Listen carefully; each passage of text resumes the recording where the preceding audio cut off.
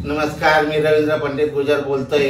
अशोक सुंदरी साबण आयुर्वेदिक आहे, हा वापरतोय आम्ही 2 महिन्यापासून। त्या साबणात थोडा फरक म्हणजे असा जाणवतो की लावल्याने शरीराला एकदम म्हणजे नुसकुष्ट वाटतं की एकदम चिकनापणा येतो, जिथं काही लागलेलं त्याला भी काही फरक पडतोय बा। एकदम सुंदर साबण आहे।